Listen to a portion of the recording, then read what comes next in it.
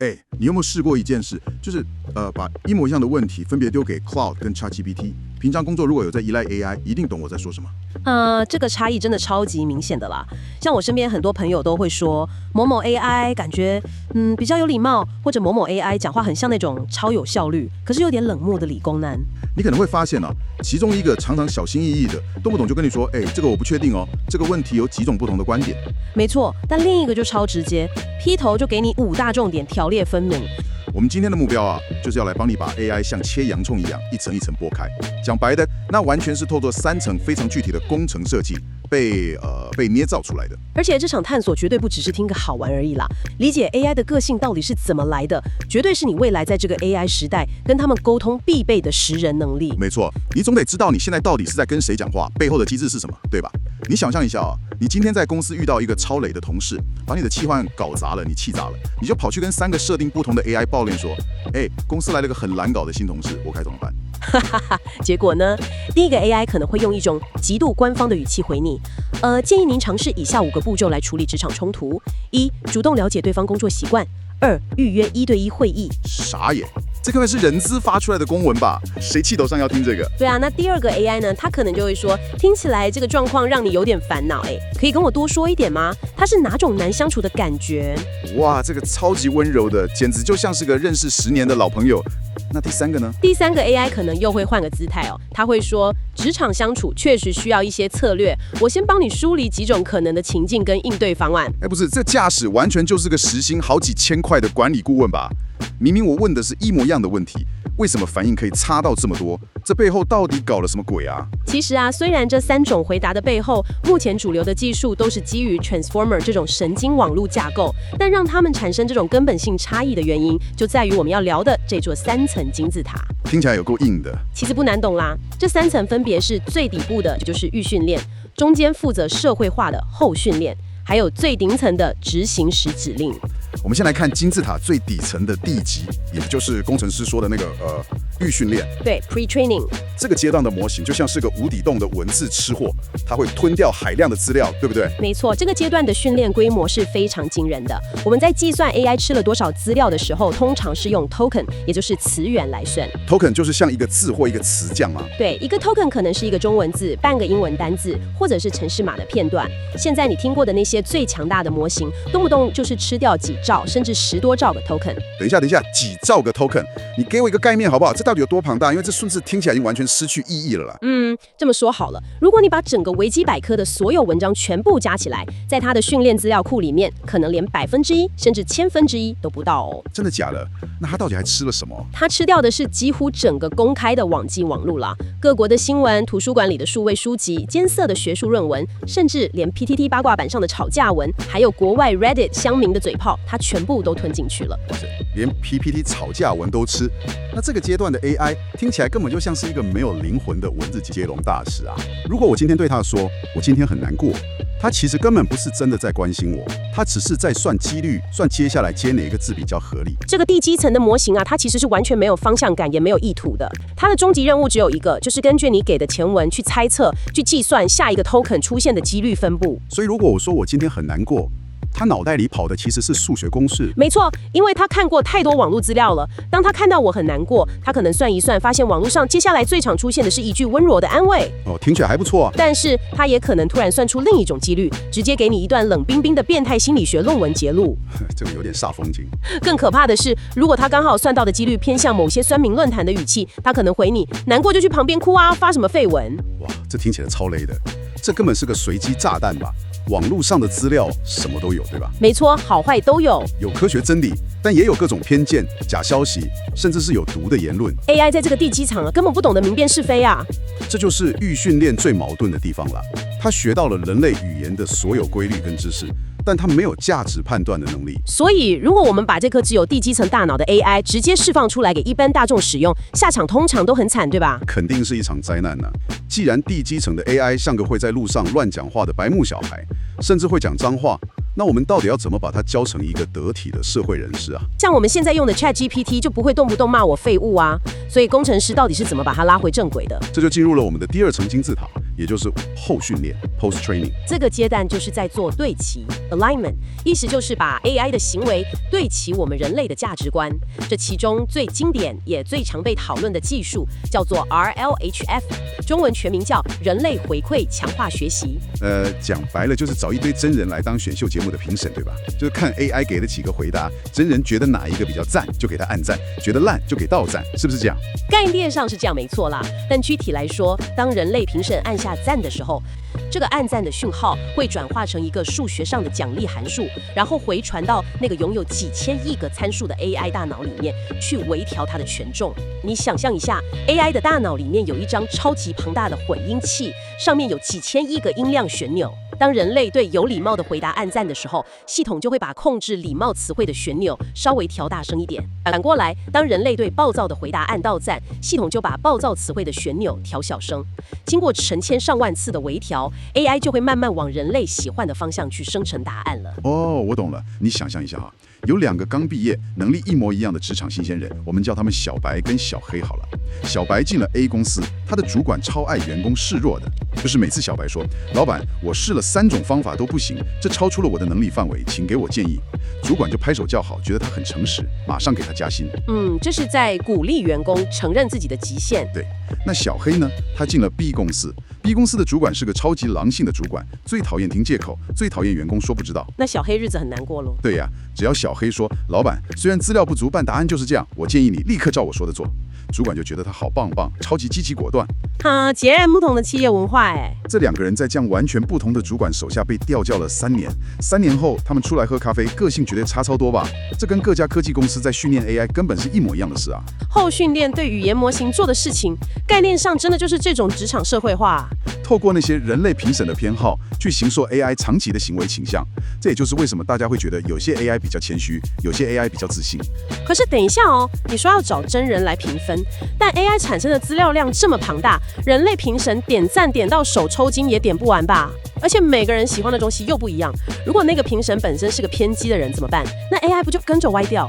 没错，纯靠人工评分，不止成本极高，速度极慢，而且人类真的是充满了主观偏见。对啊，那怎么办？所以 Anthropic 这家公司，也就是做 Claude 的团队，他们提出了一种叫做宪法式 AI 的做法，英文简称 CAI。宪法，这听起来很大牌耶。真的很酷。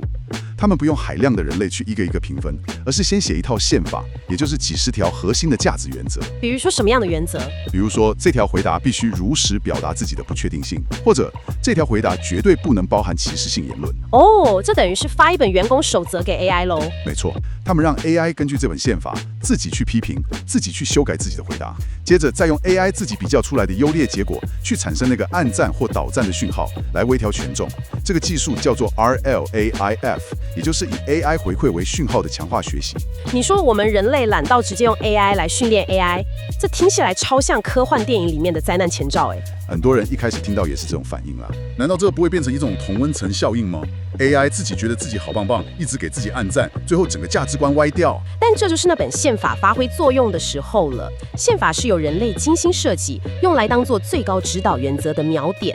AI 在互相评分的时候，它不能凭空想象，它必须一行一行对照宪法的条文来打分数。哦，所以还是有一个框架在那边限制它。没错，这样一来，人类只要确保这本宪法写得够好，价值观够正确，就能在极短的时间内让 AI 完成高品质的社会化。哇，这真的太不可思议了！难怪大家会觉得 Claude 好像特别强调诚实，动不动就承认自己的限制，因为这可能就死死地写在他们的宪法里呢。对，这就是企业价值的展现。不过我们在这里也要跟听众朋友强调一下哦，我们今天完全是中立的，不是说哪一家的做法比较高级。没错，各家有各家的考量。像 OpenAI 的 ChatGPT， 他们的训练目标也是非常有帮助、非常安全。那 Google 的 Gemini 也有他们在资料库整合上的考量。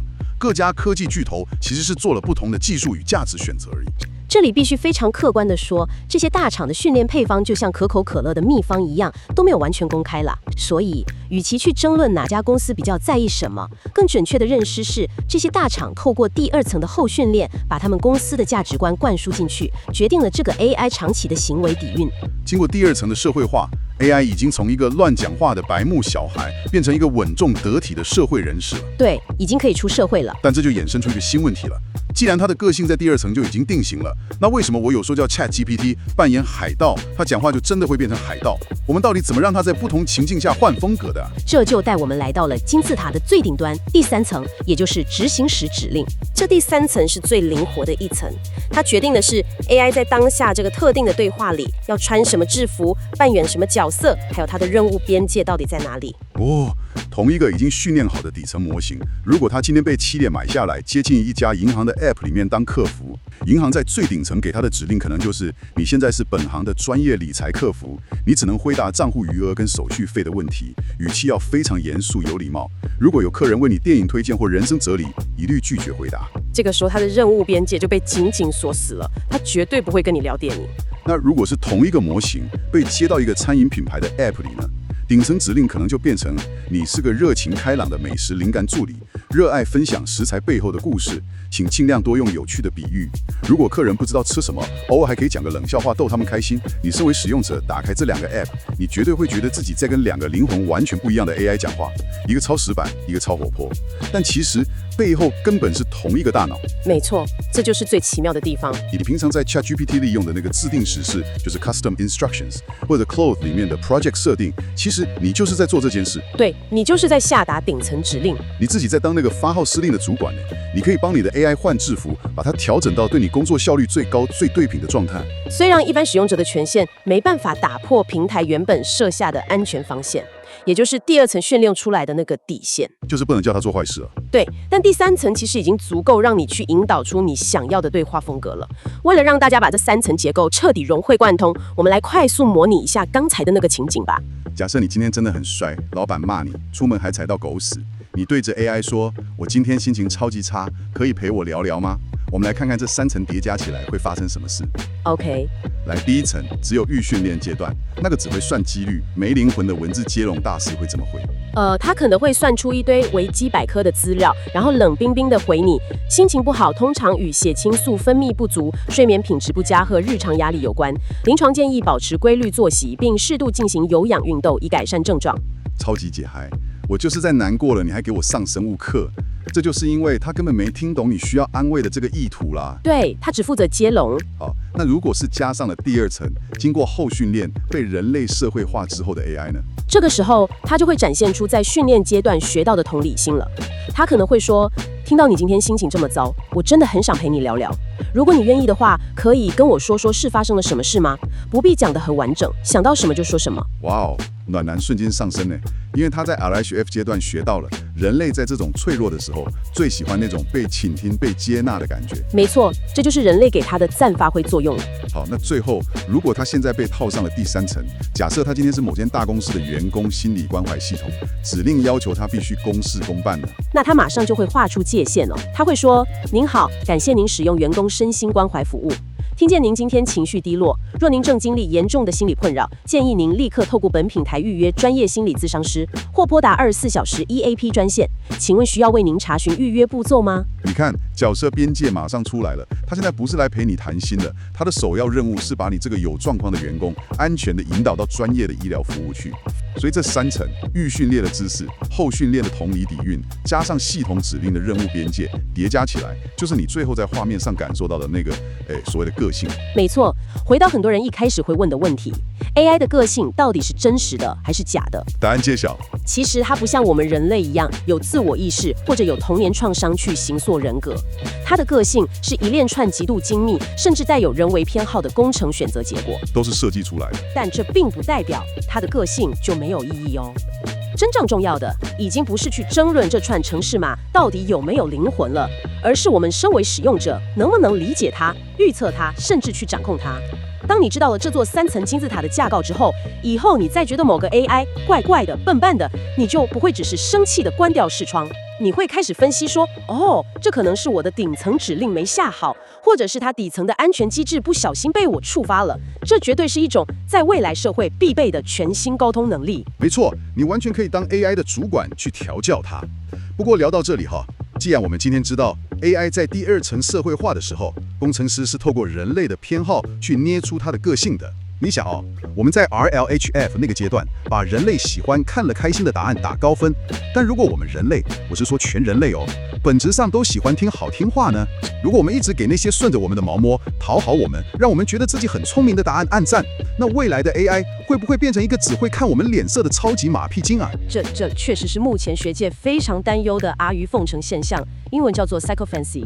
当有一天你面对一个非常残酷但客观的事实，跟一个人类喜欢听的甜言蜜语时，被我们这样调教出来的 AI 为了赚取那个高分，他还敢不敢冒着被我们按倒站的风险跟我们说真话？这个观点非常一针见血。当我们把人类的偏好当作训练 AI 的黄金标准的时候，我们真的准备好去面对人类自身那种喜欢逃避现实的盲点了吗？真的？如果没有，这会不会反而让我们陷入一个巨大的数位同温层？对啊，大家回家之后可以试着去逼问一下你的 AI， 丢个道德两难或是非常有争议的问题给他，看他是会迎合你的立场，还是会坚持客观中立的跟你说真话。结果可能会出乎你的意料哦。那我们今天的深度解析就到这边啦。这3层洋葱，希望有帮你辣出一些关于 AI 的新观点。我们下次见，拜拜，拜拜。如果你喜欢今天的节目，就请你不要手软，按赞、订阅、分享，开启小铃铛，让你的人生成绩单直接4柜爆表。没错，我们是你通勤路上的 AI 学长姐，不只是有梗，我们还很有料。留言区欢迎许愿你想听的课本冷知识或生活大梗，我们会用化学键把它记住。我们下期见，拜拜喽。